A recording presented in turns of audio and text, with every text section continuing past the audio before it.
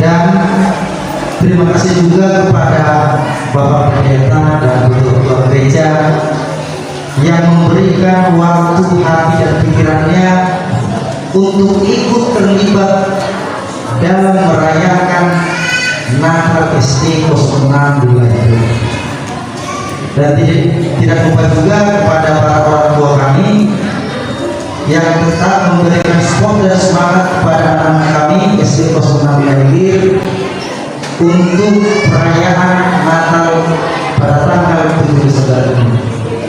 Dan juga teman-teman guru, rekan-rekan kerja yang tetap memberikan semangat, kiranya Natal yang kita rayakan pada malam ini dapat berjalan dengan baik. Saya mewakili dari SD 06 Wilayah menyampaikan bila ada satu kata yang kurang tepat atau kurang berkenan, mohon maaf. Dan bila mana anak-anak kami juga dari SD 06 Wilayah ada kekurangan, tolong dipahami dan dimaklumi. Dan untuk anak kami, agar kita berjalan dengan lancar, mohon dijaga tertib. Bisa? Terima kasih. Saya kembalikan kepada pembicara. Salam adik saya. Dan semuanya kepada orang tua, kepada Pak Kalando, dan kepada semua guru SD Wilayah. Saya ucapkan terima kasih atas sukacitanya untuk merayakan Natal bagi anak kami pada para orang tua. Saya bersyukur kepada Tuhan di mana selama pandemi kita tidak dapat merayakan Natal, tetapi kali ini puji Tuhan izinkan kita untuk merayakan Natal. Semuanya yang saya sayangi kepada orang tua dan adik-adik, anak-anak semuanya, bersyukur kepada Tuhan karena kita masih dapat merayakan Natal untuk malam hari ini. Puji Tuhan, semoga perayaan Natal ini membawa sukacita bagi kita semua. Demikian kata sambutan dari saya, mewakili Bapak Tuhan. Shalom.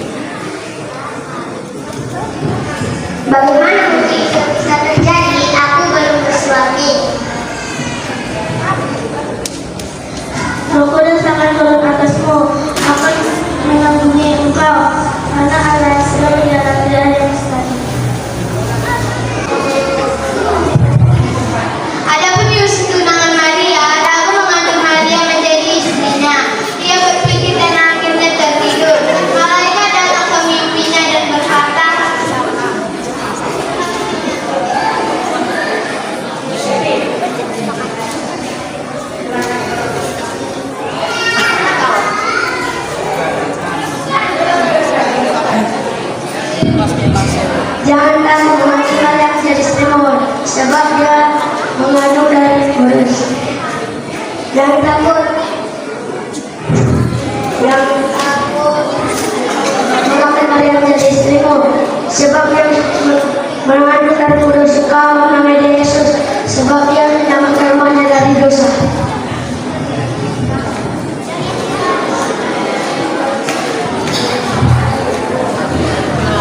Lalu Yusuf pergi seperti pesan malaikat Tuhan. Kaisar Augustus mengeluarkan suatu perintah untuk mendaftarkan semua orang. Maka Yusuf pergi dari Nazaret ke Betlehem karena ia berasal dari keluarga dan keturunan Daud, supaya didaftarkan bersama-sama dengan Maria, tunangannya yang sedang mengandung. Ketika mereka di situ, tibalah waktu bagi Maria bersusah. Di daerah itu ada gembala-gembala tinggal menjaga domba-domba mereka pada waktu malam. Datanglah seorang malaikat dan berkata,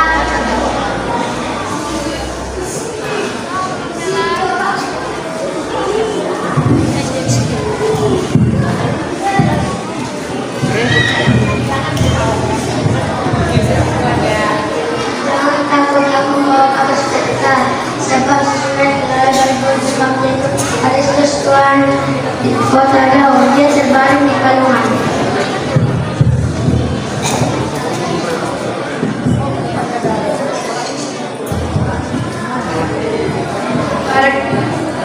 Para gembala, marilah kita pergi ke Betlehem seperti Tuhan berkata ke sana.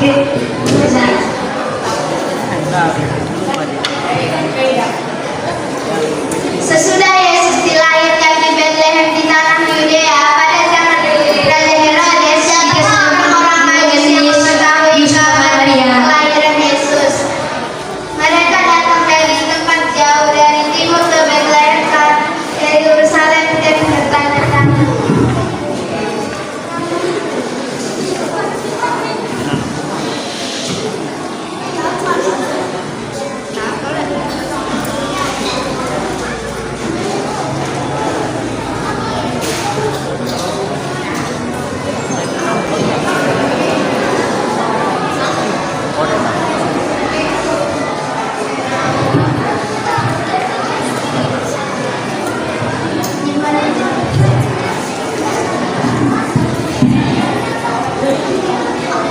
Di manakah raja orang Yahudi yang telah dilahirkan itu?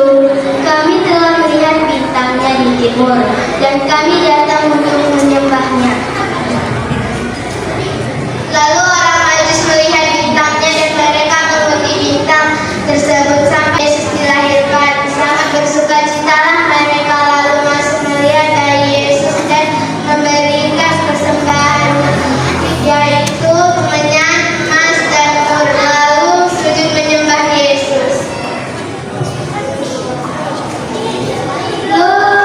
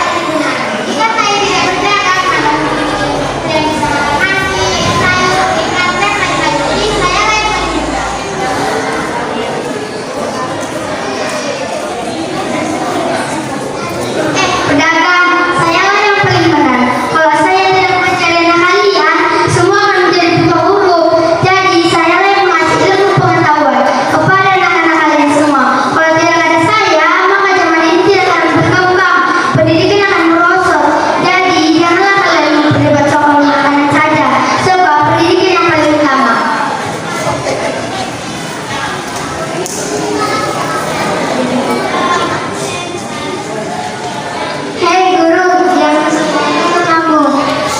Tanpa saya, kamu tidak bisa berbakti. Saya lebih kaya kamu. Sebab tanpa saya, kamu tidak bisa membiayai hidup kamu. Jadi, saya yang paling benar.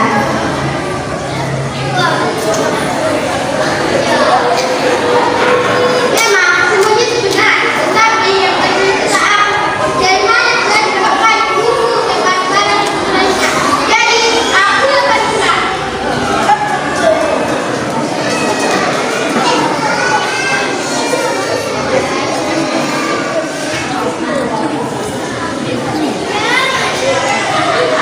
Jangan sombong kamu berusaha.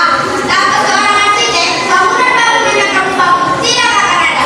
Aku juga yang menciptakan bangunan bangunan berjangka langit ataupun rumah mewah. Jadi sayalah yang paling benar.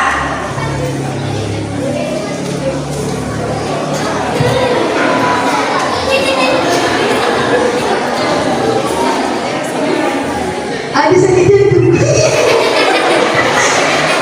Saya yang paling benar. Benar.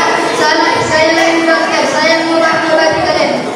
Saya yang kasih obat-obat kalian. Jadi saya yang mengobati kalian. Kalau tidak, saya akan saksikan. Jadi saya yang paling benar.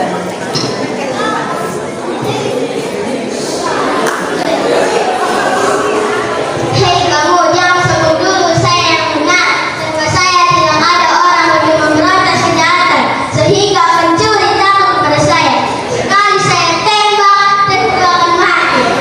Nah, kalau saya tidak ada, negara ini tidak aman. Nah, saya yang punya jasa. Saya polisi menanggung, tapi keamanan bisa kamu jaga. Tidak ada yang dapat menjaganya karena aku mengetahui kamu dan bangsa negara. Jadi aku yang paling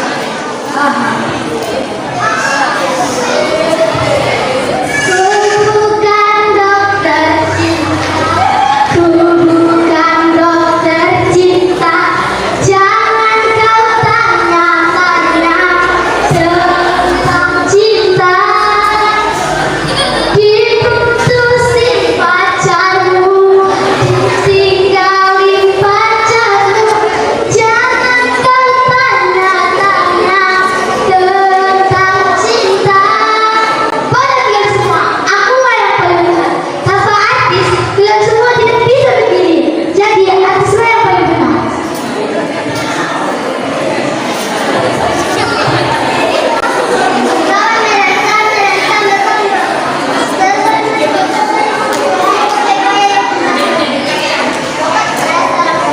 Jauh lebih dekat dengan ibu. Ibulah yang paling penting dan berjasa. Sebab jika saya tidak ada, kalian semua tidak bisa pergi kemana-mana. Jadi jangan sombong kalian.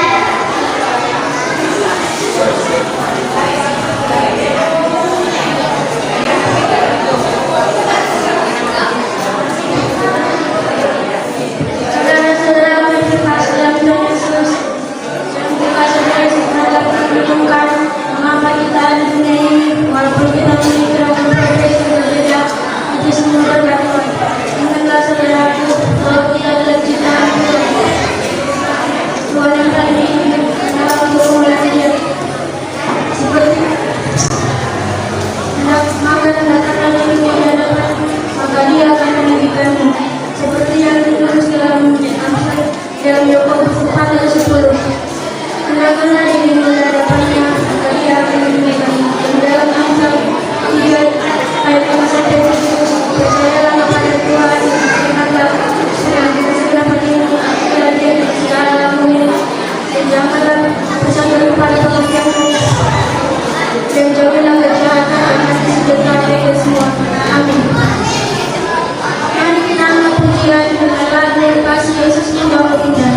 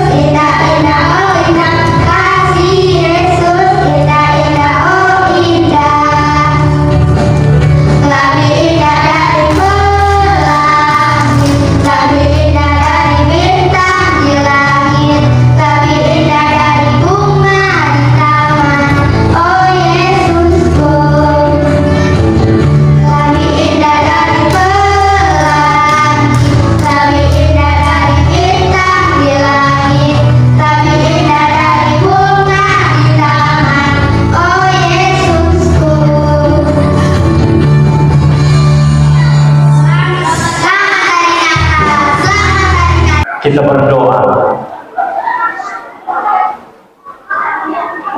Damai sejahtera Allah yang melampaui segala akal, itulah yang memelihara hati dan pikiranmu di dalam Kristus Yesus Tuhan kita.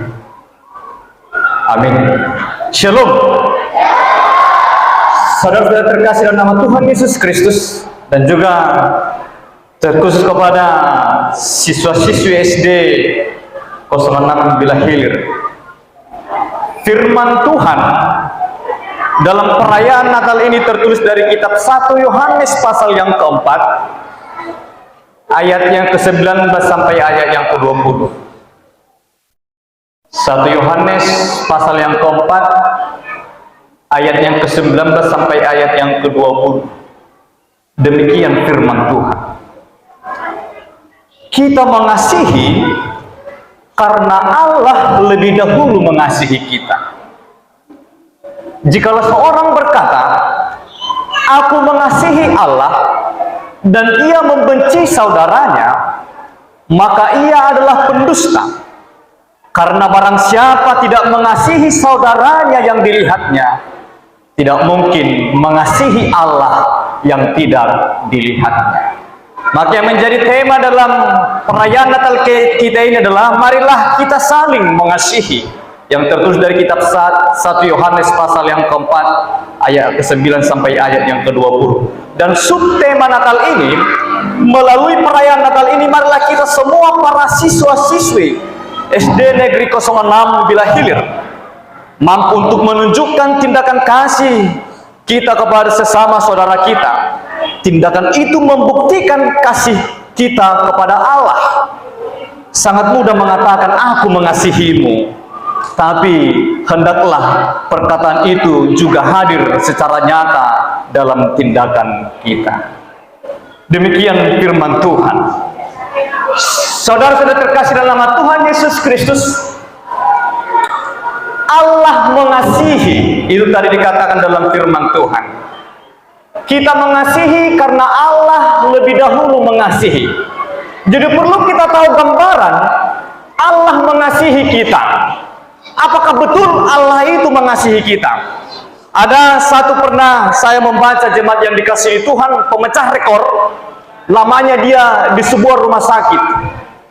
Ketika dia berumur 3 tahun, dia mengalami sakit penyakit dan dibawa ke rumah sakit.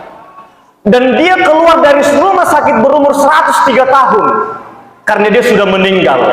Jadi selama 1 abad atau 100 tahun dia berada di rumah sakit. Jika itu terjadi bagi kita, jika itu kita alami, kehidupan kita 100 tahun atau 1 abad, kehidupan kita hanya terbaring di rumah sakit, maka apakah kita sanggup mengatakan Allah mengasihiku? Atau masih sanggupkah kita mengatakan Allah masih mengasihiku di tengah pergumulan sakit penyakit yang dialami, seperti tadi seorang pemecah rekor yang terlama di rumah sakit? Maka perlu kita, bagaimanakah Allah itu mengasihi kita? Maka perlu gambaran yang pertama jemaat yang dikasihi Tuhan. Ada suku, salah satu suku pedalaman di India, jika ada budaya mereka untuk menjadi seorang pemuda dewasa, maka perlu diuji. Sama halnya seperti suku Nias, bahwa dikatakan mereka dewasa harus bisa lompat batu Nias. Jadi dalam suku pedalaman di India, maka ada juga ujian untuk menggambarkan seorang pemuda itu dikatakan dewasa. Maka ujian yang dilakukan kepala suku adalah membawa pemuda ini ke sebuah hutan. Maka di malam hari pemuda ini ditinggalkan dan matanya ditutup. Hutan ini dipenuhi dengan binatang buas, singa, harimau, serigala, dan lain sebagainya. Maka dia harus mampu bertahan untuk menunjukkan kedewasaan dengan ujian itu. Dia tidak bisa lari dari hutan tersebut. Maka dia menjalani ujian ini supaya dia bisa dikatakan pemuda ini dikatakan menjadi seorang yang sudah dewasa. dengan matanya tertutup di suatu malam hari di tengah hutan. Maka ketika kepala suku ini meninggalkan pemuda ini, maka suara harimau, suara serigala, suara singa sudah mulai mendekat kepadanya. Maka dia harus tetap bertahan supaya dia dikatakan sudah menjadi dewasa. Dan ketika malam itu, ketika suara harimau sudah mendekat, suara singa sudah mendekat, dan suara serigala dan binatang-binatang buas lainnya sudah mendekat, ketika dia di jalan itu, dia mengalami kekhawatiran atau ketakutan, tetapi dia tidak bisa lari. Maka malam berlalu, pagi telah datang, maka dia melihat singa, harimau, serigala, dan binatang buas lainnya telah mati, dibunuh dengan anak panah. Maka dia melihat ke belakang, maka dia penasaran, siapakah yang menyelamatkan dia dari cengkraman binatang buas?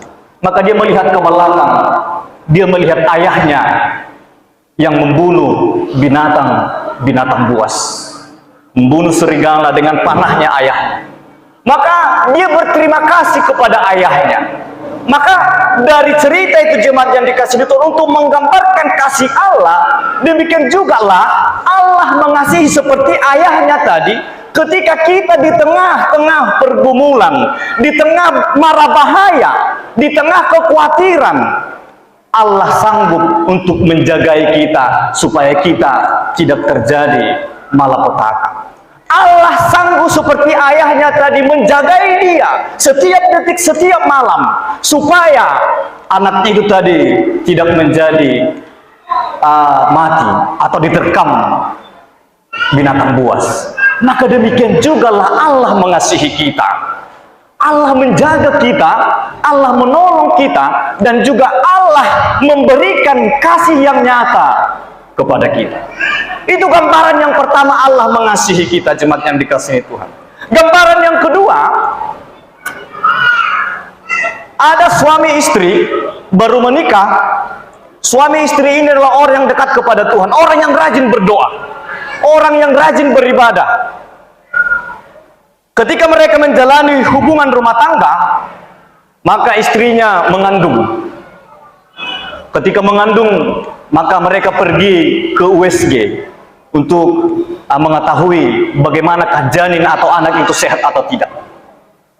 Ketika hasil USG terakhir untuk sampai kepada bulannya kelahiran, hasil USG anak itu mengalami cacat mental. Karena dia adalah orang yang percaya kepada Tuhan, orang yang rajin berdoa, dan juga orang yang rajin beribadah. Dia tidak mempermasalahkan anaknya yang akan lahir ini cacat mental. Maka dia juga berdoa kepada Tuhan. Maka singkat cerita, anak ini lahir ke dunia. Seperti juga yang sudah dikatakan dokter sebelumnya, anak itu lahir cacat mental. Maka beberapa tahun ayahnya sangat bangga kepada anaknya yang cacat mental atau autis yang tadi. Ketika ayahnya berjumpa dengan teman-temannya, teman-teman satu pekerjanya, dia selalu membawa anaknya yang cacat mental tadi. Dia selalu menunjukkan kepada teman-temannya, dia mengatakan, lihatlah anakku ini, begitu tampan dan begitu gagah luar biasa. Padahal di tengah kecacatannya, secara cacat mental. Dan ketika juga dia berjumpa dengan bos-bosnya, dia selalu membawa anaknya, bahwa mengatakan, lihatlah anakku ini, saya bangga kepadanya. Anakku ini begitu tampan dan begitu luar biasa. Karena baiknya seorang ayah tadi kepada anaknya yang cacat mental, ketika dia sudah bertumbuh dewasa, maka anak yang cacat mental ini ingin memberikan suatu hadiah kepada ayahnya. Di hari ulang tahun ayahnya, di tengah kecacatan mentalnya, dia sudah pernah atau sering melihat ayahnya ketika membuat kopi, maka ayahnya membuat 2 sendok kopi. Dan dia berpikir, 2 sendok saja kopi sudah enak diminum bapak, berarti saya harus membuat 4 sendok. Karena dia adalah orang yang cacat mental, orang yang autis. Dan yang kedua, ketika dia melihat ayahnya menyiapkan makanan, di Lopa Boras sagayung, dia melihat satu gayung aja nasinya sudah enak, maka saya akan membuat 2 gayung berlebih enak. Dan yang ketiga, ketika dia melihat ayahnya menyiapkan lauk pauk dengan waktu 15 menit, maka dia mengatakan saya harus membuat 1 jam. Pada akhirnya gosong yang terjadi.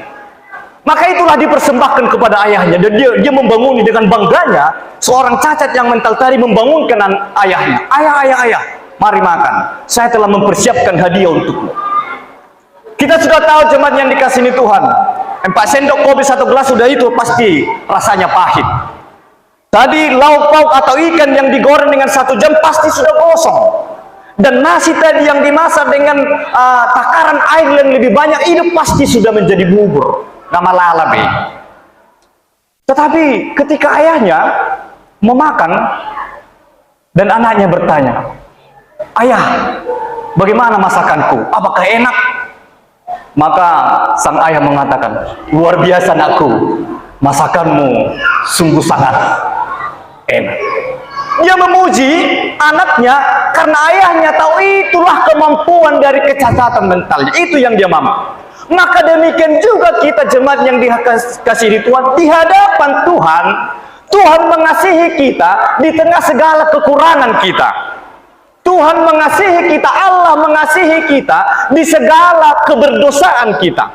Seperti tadi seorang cacat mental, kita memberikan persembahan kepada Tuhan, menyanyikan nyanyian kepada Tuhan, belum tentu itu yang paling terbaik kita berikan.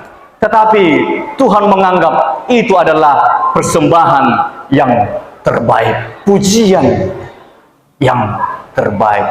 Berarti Allah mengasihi kita dengan segala sesuatunya, tidak memandang kekurangan kita, tidak memandang keberdosaan kita. Dan yang ketiga, menggambarkan Allah mengasihi kita jemaat yang dikasihi Tuhan, dikatakan dalam Yohanes pasal yang ketiga ayat yang ke-16, bahwa dikatakan karena begitu besar kasih Allah akan dunia ini sehingga ia telah mengaruniakan anaknya yang tunggal, supaya setiap orang yang percaya kepadanya tidak binasa melainkan beroleh hidup yang kekal. Itulah gambaran kasih Allah yang ketiga. Karena kasihnya kepada dunia ini, kasihnya kepada kita, dia mengaruniakan anaknya yang tunggal, anaknya satu-satunya. Karena keberdosaan kita itu tadi, datang ke dunia ini supaya kita bisa diperdamaikan dengan Tuhan. Maka dia rela mati di kayu salib, lahir ke dunia rela mati di kayu salib karena kasihnya kepada kita. Artinya Allah itu mengorbankan segala sesuatunya untuk menunjukkan kasihnya kepada kita. Oleh karena itu jemaat yang dikasihi Tuhan, begitu Allah mengasihi kita satu persatu, begitu Allah menunjukkan kasihnya kepada kita, maka dikatakan dalam firman Tuhan ini untuk mengatakan siapa yang mengasihi Allah pasti mengasihi saudaranya. Jadi tidak boleh hanya satu. Dia mengatakan aku mengasihi Tuhan, tetapi tidak mengasihi saudaranya, tetangganya, satu gerejanya, atau juga satu kampungnya, atau juga yang berada di sekelilingnya. Kasih ini bahwa dikatakan mengasihi Allah dan mengasihi manusia sama halnya seperti mata uang. Mata uang ketika hanya satu, tidak ada mata uang yang dibaliknya, maka tidak ada nilainya, tidak bernilai harganya. Maka kasih, mengasihi Allah dan juga mengasihi manusia seperti mata uang, harus mengasihi Allah dan juga harus mengasihi manusia. Dikatakan marilah kita saling mengasihi. Mari kita saling mengasihi, bahwa dikatakan marilah kita peduli dengan sekitar kita. Marilah kita peduli dengan saudara-saudara kita. Marilah kita peduli dengan tetangga kita. Marilah kita peduli dengan orang lain, bahkan di luar dari gereja kita, bahkan lagi di luar dari agama kita. Mari kita menunjukkan kasih kepada mereka. Jangan kita karena kalau nalai ruas maka kita menunjukkan kasih kepadanya. Jika ruas HKI, ruas HKBP atau GBI, Gereja GKP tidak menunjukkan kasih kepada, bukan begitu. Tetapi ketika kasih Allah itu tidak memandang bulu untuk melakukan segala kasih, itulah kasih yang daripada Tuhan. Maka mengasihi itu juga dikatakan harus mampu mengampuni. Adong desa nomor bada manginang? Ya, jika melong nomor bada, maka perlu kita renungkan bahwa kasih Tuhan itu telah nyata kepada kita. Bahwa dikatakan orang yang mengasihi adalah orang yang mampu mengampuni segala kekurangan dan kesalahan saudaranya. Itu adalah orang yang mengasihi. Ketika kita tidak mampu mengampuni kesalahan orang lain, ketika kita tidak mampu mengampuni kesalahan saudara-saudara kita, maka kita belum bisa dikatakan orang yang mengasihi. Tetapi orang yang mengasihi adalah orang yang mampu mengampuni segala kesalahan saudara-saudaranya, mengampuni segala kekurangan orang lain. Karena kita juga tahu, kita juga adalah orang yang memiliki segala kekurangan dan juga kelemahan. Dan yang ketiga, bukti nyata dari mengasihi itu adalah tidak menghakimi. Itulah yang ketiga, bukti nyata mengasihi. Karena sering kita jemaat yang dikasihi Tuhan, kalau taboto baro di dongata, lan tujujak dong, asa tarboto di satu unang beholo di Tanjung Holoban, di luar dari Tanjung Holoban ini juga. Ketika ada melakukan dosa di tengah atau di desa kita Tanjung Holoban ini, maka kita yang pertama langsung menghakiminya. Tetapi orang yang mengasihi, dia tidak akan sanggup untuk menghakimi orang yang melakukan kesalahan atau orang yang melakukan dosa. Tetapi kasih itu dikatakan menutupi segala kesalahan dan segala dosa dari saudara-saudara kita. Bukan malah menghakimi atau menceritakan segala kesalahan dan kekurangan saudara-saudara kita. Itu adalah bukti nyata dari orang yang mengasihi. Dan yang keempat, mengasihi itu tidak memperhitungkan untung rugi. Dikatakan dalam bahasa Batak atau falsafah orang Batak mengatakan holong mengalap holong. Artinya mengasihi dulu supaya kita dikasihi. Itu adalah falsafah orang Batak yang sangat luar biasa, jemaat yang dikasihi Tuhan. Holong mengalap holong. Artinya pertama dulu ku kasihi, baru dia mengasihi. Jangan kita menunggu supaya kita pertama juga harus dikasihi. Tetapi marilah kita berlomba-lomba melalui perayaan Natal ini, marilah kita berlomba-lomba untuk mengasihi saudara kita, supaya saudara kita juga mengasihi di tengah-tengah kehidupan kita. Maka jemaat yang dikasihi Tuhan, sungguh luar biasa kasih Tuhan kepada kita. Tuhan menjagai kita, Tuhan juga melawat kita, Tuhan menolong kita hingga sampai pada hari ini. Jika kita hitung kebaikan dan kasih Tuhan, tidak terhitung banyaknya bagi orang yang merenungkan perbuatan Tuhan. Oleh karena itu jemaat yang dikasihi Tuhan, begitu besar kasih Tuhan kepada kita, maka juga marilah kita tunjukkan kasih kita itu kepada saudara-saudara kita.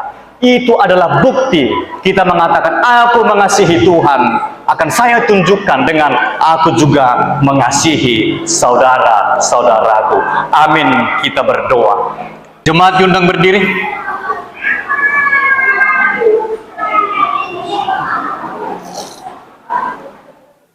Kita doakan persembahan kita kepada Tuhan.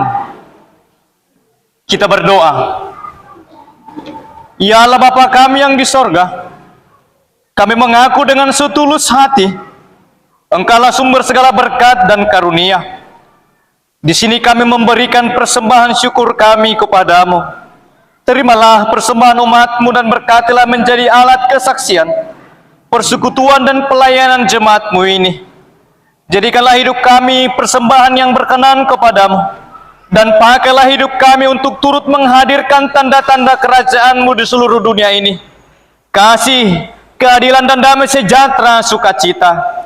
Bukalah hati kami oleh Roh Kudus-Mu, agar kami senantiasa mengucapkan syukur kepadamu. Di dalam nama Yesus Kristus Tuhan kami. Amin. Marilah kita sama-sama mengucapkan doa Bapa kami. Bapa kami yang di sorga, dikuduskanlah namamu. Datanglah kerajaan-Mu, jadilah kehendak-Mu di bumi seperti di sorga. Berikanlah kami pada hari ini makanan kami yang secukupnya, dan ampunilah kami akan kesalahan kami, seperti kami juga mengampuni orang yang bersalah kepada kami. Dan janganlah membawa kami ke dalam pencobaan, tetapi lepaskanlah kami daripada yang jahat. Karena Engkau yang punya kerajaan dan kuasa dan kemuliaan sampai selama-lamanya. Amin. Terimalah berkat daripada Tuhan. Anugerah dari Tuhan Yesus Kristus dan kasih setia dari Allah Bapa dan persekutuan Roh Kudus, itulah yang menyertai kalian semua. Amin. Amin.